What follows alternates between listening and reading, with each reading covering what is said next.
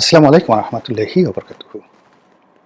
সম্মানিত দর্শক, আন্তর্জাতিক গণমাধ্যম আল জাজিরার সঙ্গে আমিরে জামাতের যে একটি সাক্ষাৎকার, এটি দেখার পরে আমার মনে হয়েছিল যে একটা কিছু সমস্যা হবে। প্রথমত যে আল জাজিরা বাংলাদেশের ব্যাপারে অতটা ইতিবাচক নয়। In general as a whole, মানে এখানে যেভাবে সন্ত্রাসবাদ হচ্ছে, এখানে যেভাবে ইসলামাইজেশন হচ্ছে, এখানে যেভাবে রাজনীতির নামে দুর্বৃত্তপনা হচ্ছে, এখানে যেভাবে রাজনীতির মধ্যে মিলিটারি ব্যুরোক্রেসি ঢুকে গিয়েছে, এটা আল জাজিরার যে এডিটোরিয়াল টিম, আমার সাংবাদিকতার যতটুকু অভিজ্ঞতা, তারা নীতিগতভাবে অ্যাজ এ হোল এই সমাজটাকে একটি নষ্ট, পচা, অপদার্থ এবং এই সমাজে ভালো কিছু গড়ে ওঠার সম্ভাবনা, এরকম একটা মন মানসিকতা তারা ধারণ করেন। ফলে কি হলো, সেই শেখ হাসিনার জামানা থেকেই আমাদের রাজনীতির যে পচা, দুর্গন্ধ যে বিষয়গুলো রয়েছে, সেই বিষয়গুলো তারা বারবার লাইমলাইটে নিয়ে আসতে চেয়েছেন।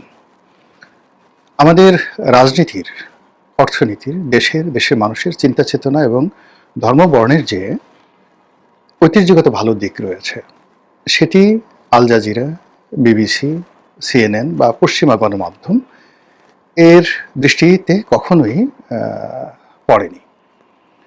তো সেক্ষেত্রে আমাদের যারা রাজনীতিবিদ রয়েছেন, তারা কোনো সুকর্ম করার আগে, ভালো কিছু করার আগে এই ধরনের গণমাধ্যমের সঙ্গে সাক্ষাৎকার দেওয়াটা তাদের জন্য একটা বিরাট ঝুঁকিপূর্ণ বিষয়।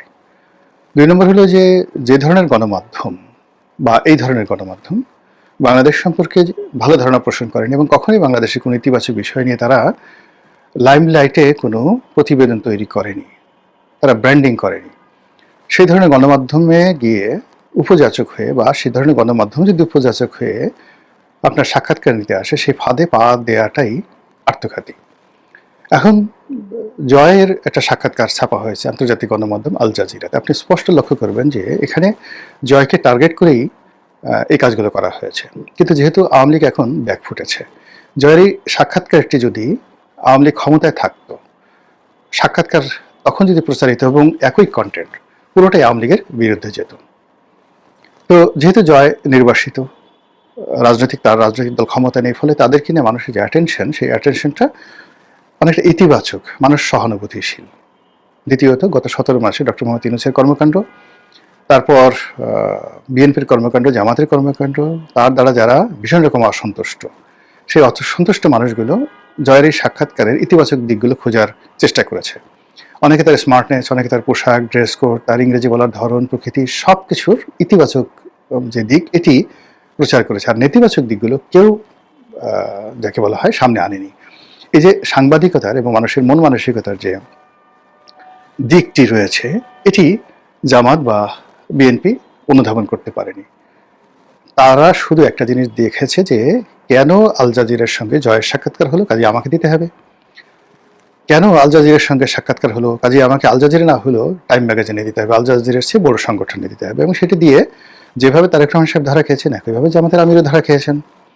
এখন জামাতের যারা লোকজন, তারা খুব ফ্লুয়েন্টলি বলতে পারে যে না, ভালো কথা, জামাতের আমির ইংরেজি বলেছেন, জামাতের যে কথা স্পষ্টভাবে তিনি বলেছেন, সব কিছু ইত্যাদি ইত্যাদি। কিন্তু এখানে যেহেতু জামাত এখন লাইমলাইটে আছে, যে বিষয়গুলো খুব সুকৌশলে আল জাজিরা নিয়ে এসেছে, সেই বিষয়গুলো আল জাজিরা শতভাগ সফল, আর জামাত এই বিষয়গুলো আসলে অ্যাভয়েড করতে পারেনি, আর অ্যাভয়েড করা সম্ভবও নয়। যেমন ধরুন, নারী নেতৃত্ব নিয়ে আমি নিজে পার্লামেন্টে নারী নেতৃত্ব নিয়ে একটা বক্তব্য দিয়েছিলাম ২০০৯ সালে, খুব বিখ্যাত। সেই বক্তব্যটি ওই আমলে ভাইরাল হয়েছিল, আর এখন যদি পার্লামেন্ট চলতো, সারা দুনিয়া সহ এটা ভাইরাল হয়ে যেত ২০০৯ সালে। তো সেখানে নারী নেতৃত্ব সারা দুনিয়াতে কিভাবে প্রতিষ্ঠিত হয়েছে অনাদিকাল থেকে। তখন যদি সেই মানে আমি খুব তাড়াহুড়ো করে একটা নতুন সংসদ সদস্য হয়েছি, পার্লামেন্টে বলতে গেলে ওটা বোধহয় প্রথম বক্তব্য। তো পার্লামেন্টে প্রথম বক্তব্য দেওয়া এত সহজ নয়। যারা দাঁড়ান জীবনের প্রথম পার্লামেন্টের বক্তব্য দেওয়ার জন্য, তারা বুঝতে পারেন যে ওখানে কতটা কঠিন। তো কাজে আমার বুক দুরু দুরু করে কাঁপছিল, আমার যে প্রস্তুতি ছিল সেটা আমি অনেকটা ভুলে গিয়েছিলাম। তারপর আশেপাশে মানুষ যেভাবে উত্তেজিত হয়ে পড়েছিল, সেই দৃশ্যের প্রেক্ষিতে আমাকে অনেক কথা নতুন করে সংযোজিত করতে হয়েছিল, যা এখনকার প্রেক্ষাপটে সম্ভব নয়। তো তখন আমি বলেছিলাম যে হাজার হাজার বছর ইতিহাসে নারী নেতৃত্ব কিভাবে এই পৃথিবীকে উন্নয়নের সোপানে নিয়ে এসেছে। রাজনীতির ক্ষেত্রে, যুদ্ধের ক্ষেত্রে নারীদের নেতৃত্ব দেয়া যাকে বলা হয় প্রাচীন। ধর্মের ক্ষেত্রে নারী কখনো নেতৃত্ব দেয়নি। তো ধর্মের ক্ষেত্রে কখনো নারী নেতৃত্ব দেয়নি, এটা জামাত সুন্দরভাবে বলতে পারেনি। শুধুমাত্র যাকে বলা হয় যে ইসলাম ধর্ম তা নয়, হিন্দু ধর্ম, বৌদ্ধ, খ্রিস্টান থেকে শুরু করে পৃথিবীর যত বিখ্যাত ধর্ম আছে, কোনো ধর্মে কখনোই নারী শীর্ষ নেতৃত্ব হয়নি। নারীর মধ্যে কোনো নবী আসেনি, তাদের মধ্যে কোনো দেবতা আসেনি। দেবী এসেছে, কিন্তু দেবী এসেছে দেবতার সাবস্টিটিউট হিসেবে। রামায়ণ, মহাভারত থেকে শুরু করে যত রকম যাকে বলা হয় গ্রিক এপিক রয়েছে, সব জায়গাতে নারীকে যে দেবী দেখানো হয়েছে, সেই দেবীর কখনো স্বয়ংসম্পূর্ণ ক্ষমতা ছিল না। দেবতার আশীর্বাদে তারা সেই ক্ষমতা দেখিয়েছে, এই কথা জামাত কখনো বলতে পারেনি। কিন্তু যদি ফেরাউন বলেন, সম্রাজ্ঞী বলেন, যা কিছু বলেন, পৃথিবীর যত ভাইটাল পোস্টগুলো রয়েছে, সব জায়গাতেই নারীরা তাদের যোগ্যতা অনুযায়ী তারা এসেছে। কখনো নিজ যোগ্যতা বলে এসেছে, কখনো স্বামীর, কখনো পিতার পরিচয় এসেছে। তো সেক্ষেত্রে জামাতের রাজনীতিতে যদি আগামীতে এরকম কোনো রমণী, যোগ্যতম রমণী, যারা নেতৃত্বের সকল বাধা অতিক্রম করে যদি জামাতের আমির হতে পারে, হোয়াট ইজ দ্য প্রবলেম? কোনো প্রবলেম নাই।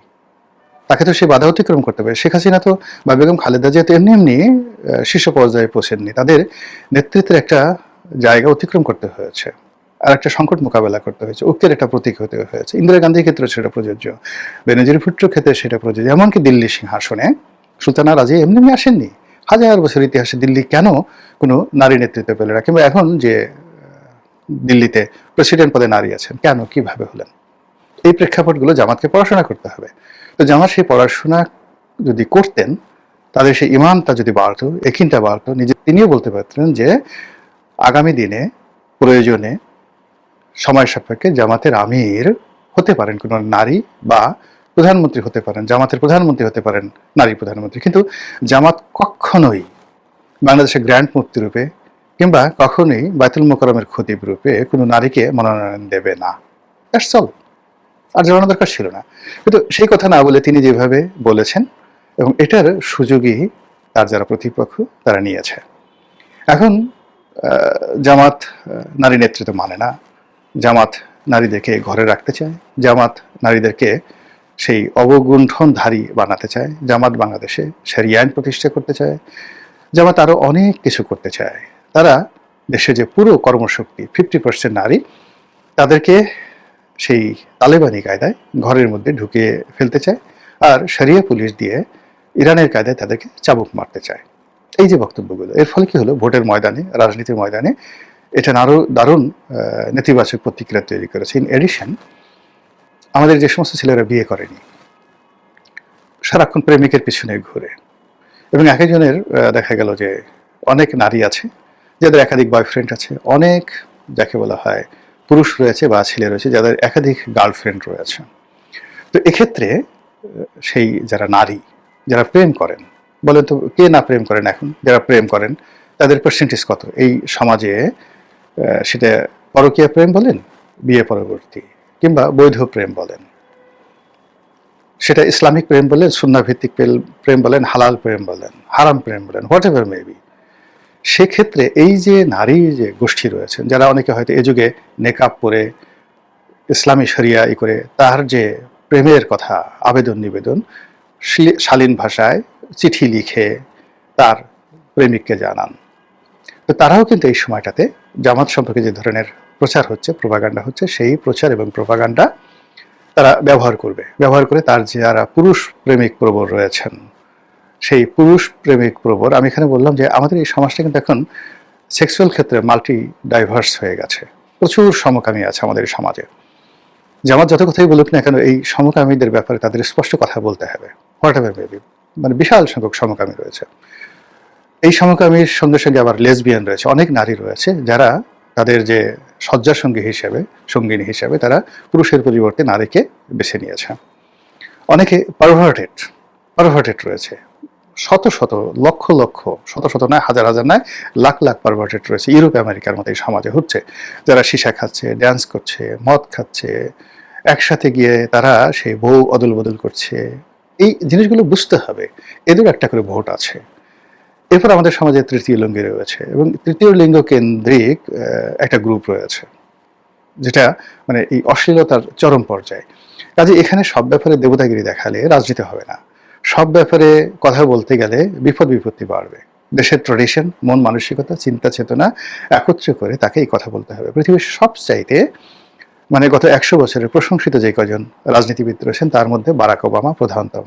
এই বারাক ওবামাকে সমকামিতার বিলে স্বাক্ষর করতে হয়েছিল চোখের পানি ফেলে। এটাই রাজনীতি। তো সেই জায়গাগুলো জামাত এখন স্পর্শ করতে পারেনি। জামাতের যারা কর্তা ব্যক্তি রয়েছে তাদের যে গবেষণা সেল, সেই গবেষণা সেল আবুল আলা মওদুদি পর্যন্ত রয়ে গেছে। তাদের এই গবেষণা সেল মানে তাদেরা যাকে আল্লামা বলেন, আল্লামা হজরত গোলাম আজম রহিম আল্লাহ, তার যে ছোট ছোট চটি বই রয়েছে, সেই চটি বইয়ের মধ্যে, চটি বললাম না, মানে ছোট ছোট ওনার কতগুলো বুকলেট রয়েছে। উনি বড় কোনো বই রচনা করেছেন বলে আমার জানা নেই। জামাতের বেশ কয়েকজন আমার সাথে দেখা করতে সেরকম কিছু ছোট বই দিয়ে গেছেন। তো ওই বইগুলোর মধ্যে জামাতের যারা লোকজন তাদের জ্ঞান সীমিত রেখেছে, কিন্তু এর বাইরে যে বিশাল একটা ইসলামী জুরিসপ্রুডেন্ট রয়েছে, আল রাজির যে বিখ্যাত গ্রন্থ রয়েছে, ইবনে সিনার যে দার্শনিকতা রয়েছে, জাবির আল হায়ানের যে দার্শনিকতা রয়েছে, যেটি তাদের জামানাতে অন ইসলামিক বলা হতো, তাদের জামানাতে কুফরি মতবাদ বলা হতো। এমনকি ইমাম বুখারীর যে অনেকগুলো হাদিস রয়েছে যেগুলো ওই সময়টাতে তাকে পাগল বানিয়ে ফেলেছিল। তিনি অনেক দেশ থেকে বহিষ্কৃত হয়েছিলেন এবং তার নিজের দেশে তিনি ঢুকতে পারেননি, এবং সারাটা জীবন শেষ বয়সে তিনি অপমানিত, লাঞ্ছিত এবং কষ্ট পেয়েছেন, অনেক কষ্ট পেয়েছেন ইমাম বুখারী রহমতুল্লাহ আলাইহি।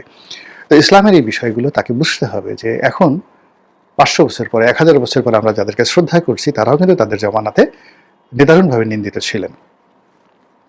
এরকম এই যে আমরা এখন ইবনে কাসিরের তাফসির ইবনে কাসির পড়ি, আল বিদায়া ওয়ান নিহায়া পড়ি, এমনকি জামাত বিরোধী যে সকল শক্তি রয়েছে তারাও কিন্তু তাফসিরে ইবনে কাসির এখান থেকে উদ্ধৃতি দেন, কিংবা তাফসিরে কাবির, সেই তাফসির বিখ্যাত তাফসিরে কাবির।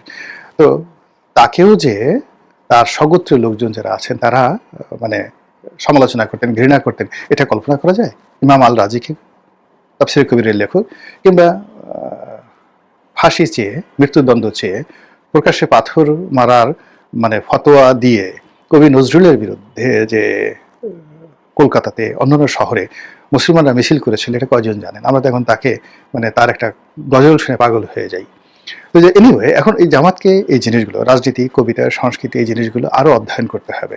আর সেগুলো করার পরে জামাতের যদি একটা গ্র্যান্ড সাকসেস থাকে, জামাতের এখন পর্যন্ত দৃশ্যমান কোনো সাকসেস নেই। তারা মানুষকে প্রতিশ্রুতি দিচ্ছে ধর্মের ভিত্তিতে একটি ইনসাফ ভিত্তিক শাসন কায়েম করার জন্য। তারা নিজেরা ব্যক্তিগত জীবনে অনেকে ভালো মানুষ বলে সমাজ একটা পরিচয় দিতে পেরেছে, কিন্তু এই ভালো মানুষগুলো কোনো পদ পদবিতে পৌঁছে, বড় কোনো পদ পদবিতে পৌঁছে ভালো কিছু কাজকর্ম করতে পেরেছে কোনো রকম নাই। আপনি ধরুন আমিরে জামাত ছিলেন যখন মতিউর রহমান নিজামী, তিনি ব্যক্তিগতভাবে সৎ ছিলেন, ভালো কথা, কিন্তু তার মন্ত্রণালয়ের অধীনিত সেই যে 10 ট্রাক অস্ত্র মামলার যে মূল এভিডেন্স, সেটা হলো তার মন্ত্রণালয়ের অধীন, শিল্প মন্ত্রণালয়ের অধীন কর্ণফুলী ফার্টিলাইজারের যে টার্মিনাল চট্টগ্রাম বন্দরের উল্টো দিকে, সেই টার্মিনালে এই অস্ত্রগুলো খালাস হয়েছিল।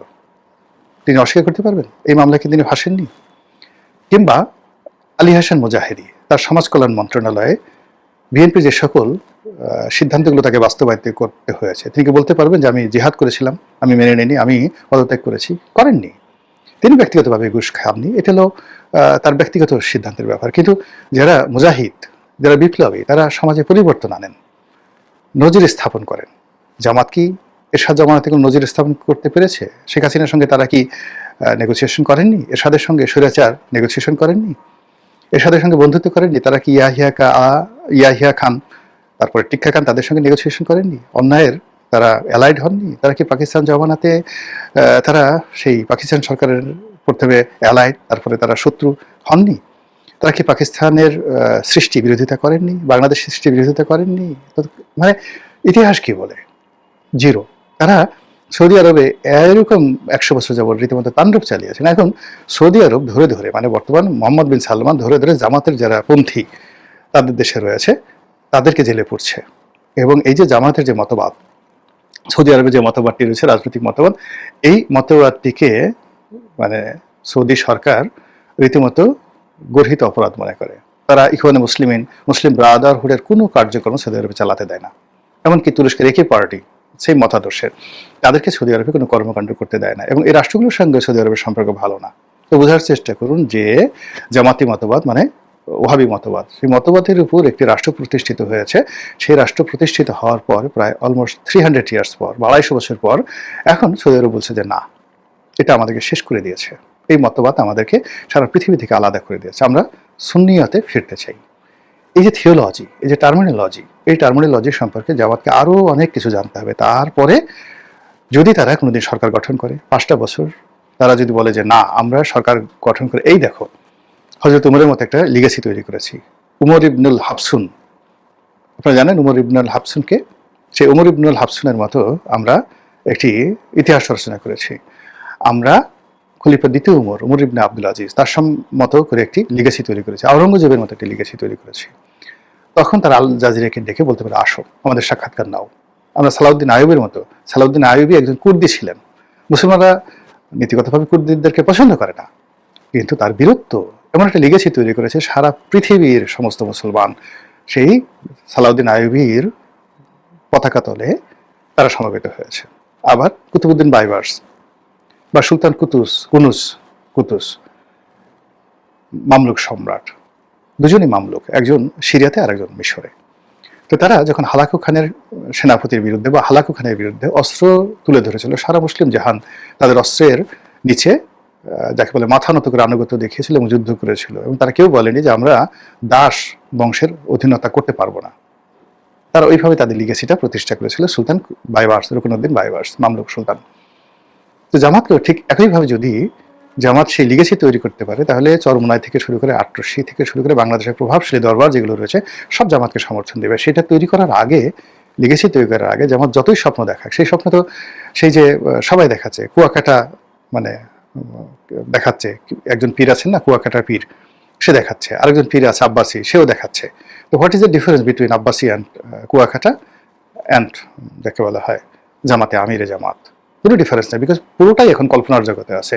তারা তাদের ব্যক্তিগত জীবনে, সামাজিক জীবনে, রাজনৈতিক জীবনে সফলতা দেখাতে পারেননি। আর সেই সফলতা না দেখিয়ে এরকম একটা আল জাজিরার মতো একটা প্রতিষ্ঠানে সাক্ষাৎকার দেওয়া আমি হলেও অত্যন্ত দিতাম না। মহান আল্লাহ আমাদের সবাইকে হেদায়েত দান করুন এবং হেফাজত করুন। আসসালামু আলাইকুম ওয়া রাহমাতুল্লাহি ওয়া বারাকাতুহু।